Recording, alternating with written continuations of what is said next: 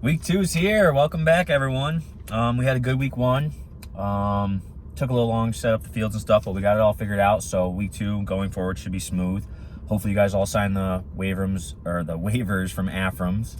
Wavrams. If you have anybody who wasn't there week 1, make sure they sign the AFRAM waiver this week too. We got to make sure everybody gets signed in there. So here we go with the order of how we're going to run things today. First, we're going to recap week 1 with the scores, talk about them a little bit. Then we're going to go into our week 2 predictions and preview. And then at the very end, we're going to go top 3 hands, male and female. So stay tuned. All right, so week 1, on field 1, we had Uncrushable versus Boyce Acres. Uncrushable 50, Boyce Acres 0. Greg obviously played in this game. I know Boyce Acres is a brand new team. I wasn't expecting it to be this bad, but yeah, go ahead and talk about it. I also wasn't expecting this to be this bad. When they showed up, we saw some of their players who we didn't know. I said, uh-oh, because they look sort of athletic, young guys. Their girls were pretty young. I was worried. Came up with a scheme really quick. They had Clint Morse at center, who wasn't on their roster originally. He would have been tagged, but that's okay because nobody else on their team was. So we had to adjust pretty quick. We thought they were going to use the new girl they picked up, Jess, I think is her name. Yep. We thought they were going to use her at center. So we adjusted pretty quick. We got a pick 6 right off the rip. Defense played pretty well. Moj looked fantastic. He was dropping dimes all over the field. Our new girls played well. So we look pretty good. They looked, honestly, the score is ugly. But they looked okay. Anthony looked better. Anthony Ali, who runs their team, he's their quarterback, looked more and more comfortable as the game went on. They've got 2 young kids who played some receiver and DB. That girl Jess looks like she's going to be a good player. And they actually had another girl receiver who dropped like the first 3 balls they threw to her, and then all of a sudden, boom, she was catching everything. And she looks like an athlete. I think she's going to be good. I think just them figuring out, do they want to use two skill guys at receiver and maybe a female center, or do they want to stick with Clint? I think they're definitely going to get better as the season goes on. But this was a rough start. We looked, I don't want to say surprisingly good, but better than I thought we would, considering, we've got 4 brand new girls. And yeah, that's it basically.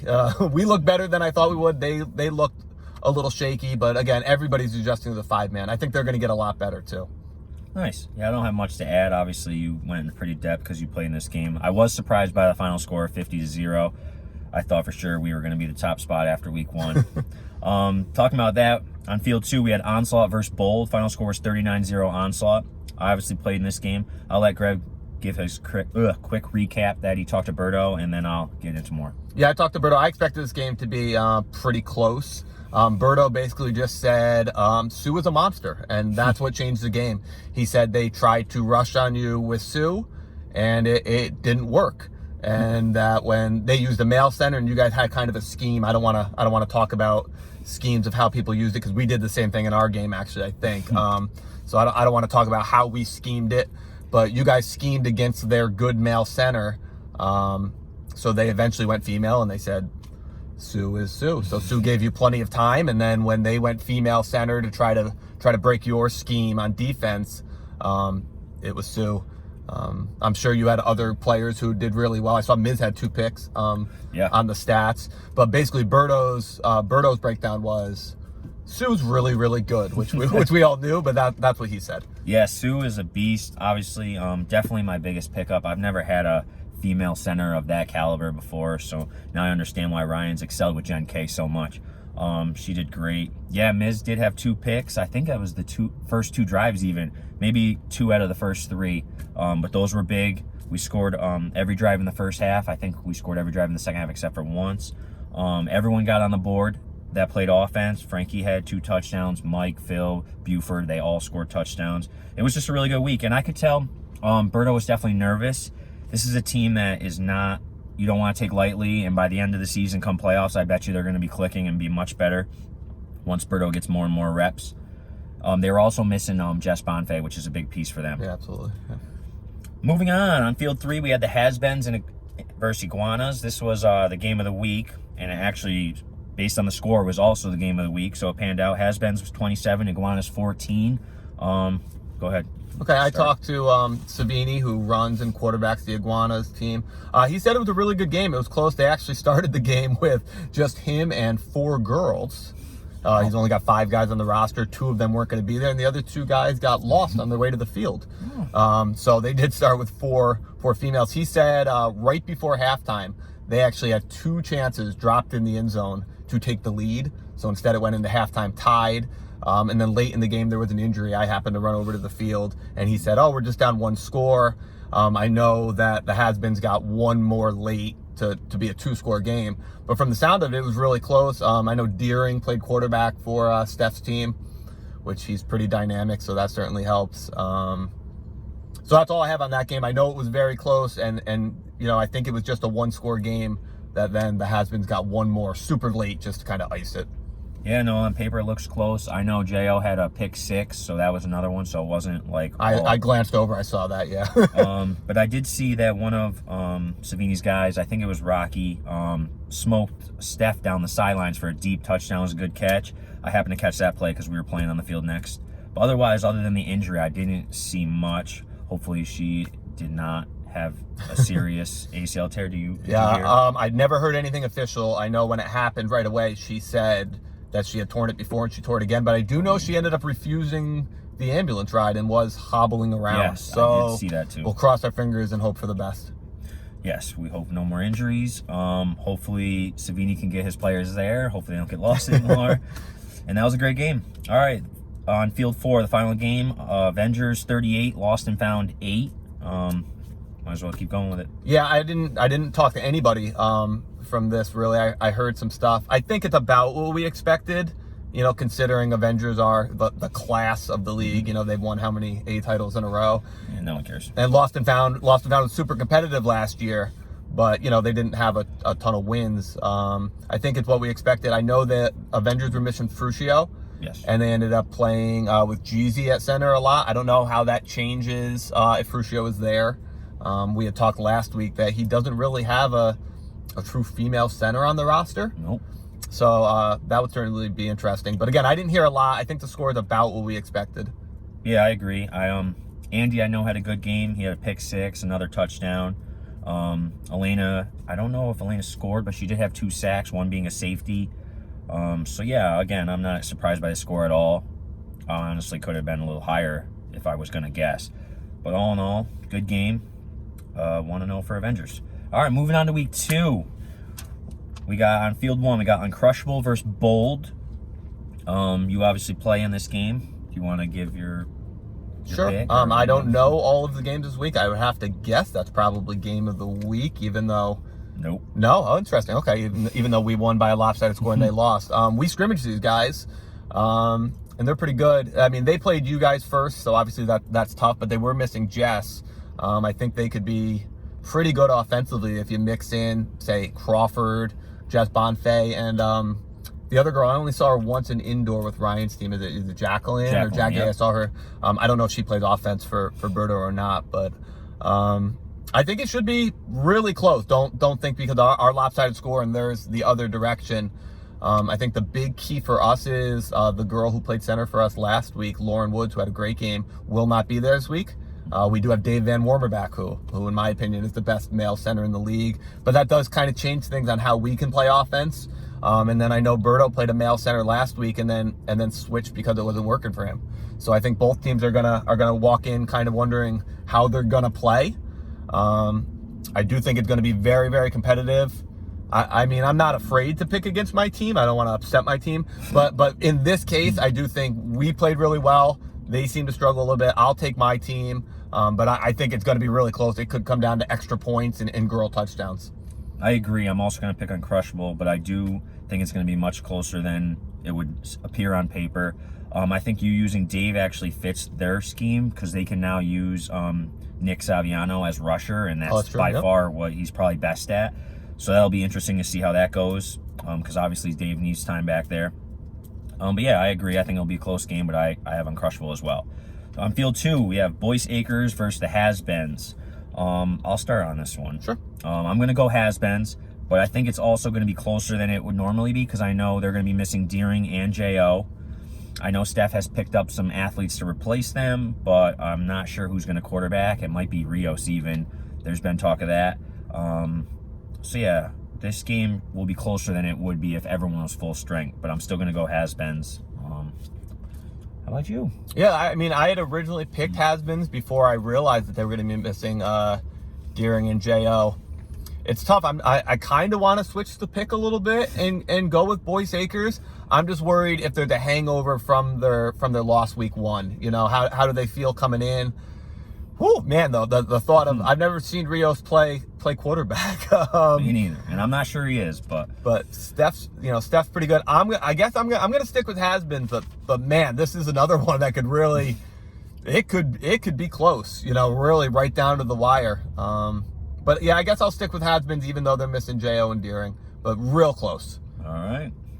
Moving on, game 3, the game of the week. Okay. Onslaught versus Avengers. That you forgot about that one. Yeah, okay. Yeah, definitely forgot about that one. Might be game of the season. I'm obviously going to pick my team, Onslaught. I think we, without Avengers having Jen K and Anthony to spy me and me adding Sue, I think that's just going to cause a lot of problems for them. And I think I see us winning by like 2 scores. It'll be back and forth, but I think we could win by 2 scores, maybe get one late both halves. But yeah, it's going to be a shootout. It is actually the last couple times it's been defensive battles. We went into overtime, but 5s is different. I think there's going to be lots of points on the board this game.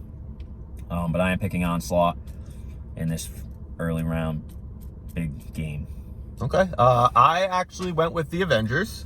I think Ryan's probably again, plug your ears, probably the hottest quarterback going in co-ed right now. It should be a really good matchup. Like you said, Sue is a game changer for you. I think the big question is probably what they do on offense at the center position. I don't want to say what I would do either way. You know, Ryan's going to do what he wants. I know how I would scheme against you and how I would run my offense. And being the smartest man in flag football, you know, my idea is probably right. So I don't want to scheme either way. I'm gonna go with Avengers. You said you think you could win by 2 scores. I could see either one of you honestly winning by 2 scores. But just like the previous 2 games, I think it could come down to who gets the most girl touchdowns / extra points. I wouldn't be surprised if last man with the ball wins, you know. Yeah. But this absolutely is the game of the week, probably the game of the year. I forgot that that was this week. See you soon, Ryan. All right, field 4, we got Lost and Found versus Iguanas. I'll let you go first on this one. Okay, I'm assuming that Iguanas can get their guys there. Yes, hopefully. And then I think they probably have the 2 most athletic players on the field in Savini and Rocky, unless I'm forgetting somebody on Lost and Found. Oh, they picked up one of the twins. Was it Craig or Cal? Yes, Craig. Yep, that's true. Okay, so that could be a fun matchup. But I think I'm gonna go with Iguanas here. I think they're better, probably by maybe 2 scores. I think Savini's pretty dynamic. He's got a strong arm and he can use his legs. So yeah, I'll go with Iguanas here and a couple scores. Yeah, I also agree. I think it'll be a close game. I do have the Iguanas just on pure athleticism. I don't think Lost and Found has anyone on the roster that can really match up with Rocky. And Ant does have a good arm. But I do see Lost and Found scoring and it being a good game, but I'm also going to go with Iguanas here. Do you have anything else you wanted to add before we get into our top 3? No, I mean, I think we have a pretty good balance right now. I think some teams started off a little weaker, but I think that bottom group, we're going to see a lot of teams we play 7 games in the regular season. Yes. Yeah. I think we could see quite a few teams who are in like that 3-4, 4-3. A lot of teams who can beat each other. I think the race at the top is between you and the Avengers, but I think the rest can be really kind of mixed up in there. Agreed. Look forward to it. All right, so moving on, we're going to do this segment every week now. We're going to change the topic, so it'll be top 3 hands, top 3 speed, elusive, and then we're just going to go back and forth. We're going to do top 3 male, top 3 female. So this week is top 3 hands. Do you want to start? Sure. We didn't even discuss this, so we each have our own list, and we actually have no idea who each other has on their list. Why don't you go with your top 3 females first? Okay. And then I'll do mine, and then I'll go top 3 males next, and you can follow me up. That work? Okay. That works. All right, so my top 3 females for hands is going to be Elena at number 1. I just think you got to keep her there. I haven't seen her drop many passes. Number 2, I've gone back and forth. I'm going to go with Frankie here. Number 2, probably just because she's on my team. She definitely deserves to be on the list. And then number 3, I'm going to go Spinelli. I don't see a lot of her playing, but I don't really ever see her drop any passes. And then I have 2 honorable mentions would be Steph and Sue, surprisingly. Sue, I've never seen her drop a pass either. Obviously, she's not running down the field with deep catches, but she's got sure hands. So that's my top 3 for female hands. Okay, you're going to see a lot of the same people on my list, and I think the big thing with this list too, when you point out these girls, is that they're all hand catchers. Yes. You know, they don't try to cradle it and catch it in their body. They're plucking it out of the air. Which is key. So my honorable mention was Spinelli. It's kind of the same thing with you. Honestly, I just haven't seen. I know this sounds weird because we've played with her now for a few seasons. You just don't see enough of her. She's a really good weapon, but it seems like she's always on kind of really good teams who use other players ahead. But she's on my honorable mention. My 3rd was Frankie, and I love Frankie. I think she's a great player, but she can sometimes get a little bit of the case of the dropsies. Yep. You know, just for like 2 or 3 in a row, and then all of a sudden she makes an amazing catch, and she's out of her own head, and she looks like a world beater out there. So I do have her at 3. 2 for me was Elena.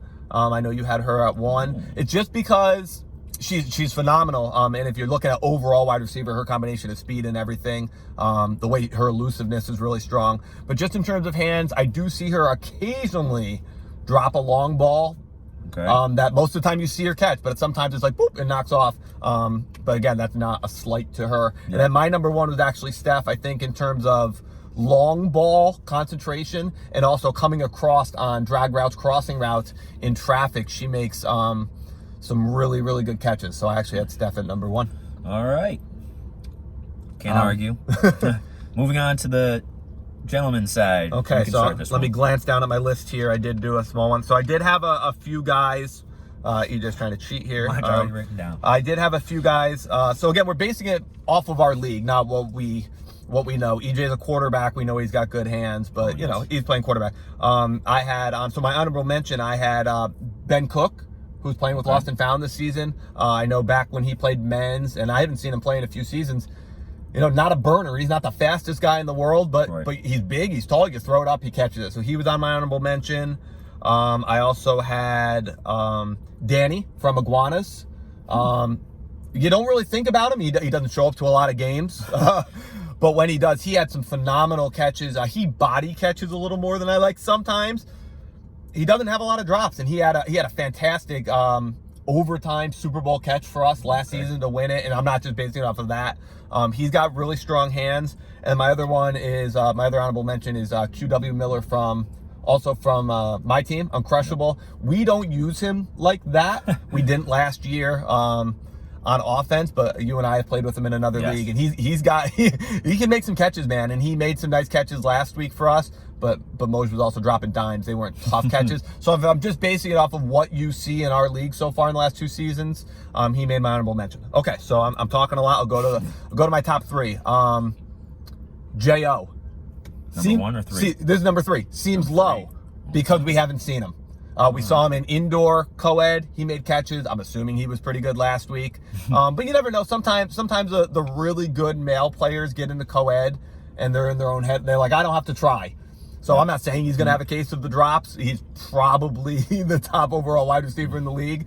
But in terms of hands, we haven't seen it yet. So he's at 3. Number 2 for me, Keith Hoyt. All right. He makes grabs, man. You saw him in our scrimmage. He was blanket covered by some really good guys, and he was snagging them. He made a phenomenal catch on a play last week where Moj dropped it, put it in a tough spot where only he could catch it, and he grabbed it. I played with him on KGM last year. I don't think people think about Keith, but man, he's really good. And then my number 1 is Mike Byrewalters. We're not talking about all-around wide receivers, not the fastest guy in the world, but you put the ball not on the ground like you do sometimes for Mike, even though he's 6'4". You put the ball belly button up. Man, he can catch that ball, and he doesn't drop it. So those were my top guys. All right. I don't have any disagreements there, and you're going to see a lot of similarities in a few minutes. My honorable mention is Q Miller. I didn't write it down, but that was in my head because he does have hands. But again, you don't really use him. He's kind of quiet out there, Yep. but I've seen him in other formats, and he kills it. Number 3 on my list is Mike. Honestly, he would probably be higher, but I'm just not that great at getting him the ball. I'm probably the only one that can overthrow a guy 6'5", or throw it in the turf. But yeah, if it anywhere near his hands, he's catching it. Number 2 on my list is also Keith Hoyt. Oh, well. Yeah, no, he sure-handed as you can get. I've never seen him drop a pass, really. I know sometimes he plays quarterback, so he doesn't always get the chances, but this season he'll be killing it for you guys. And then number 1 is J.O. I haven't seen a lot of him in co-ed, but I've played with him so many times, Yeah. and he's arguably got the best hands in the country in 9-man format, so he has to be number 1 on our list. I just can't. haven't seen him enough to say. I know men's wise he's really strong. I was trying to base it a little more off of what I've seen in co-ed. Makes sense. So, No arguments. So yeah, that's my top 3. And yeah, that's all I got. Next week we're not going to announce it yet, but we'll do another top 3. We'll be thinking about what we want to do. If when I post this video, if you guys have suggestions, you can feel free to comment and post what we should talk about for top 3. Till then, I'll see everyone on Sunday. Stay safe, stay healthy. Good luck. All right, bye.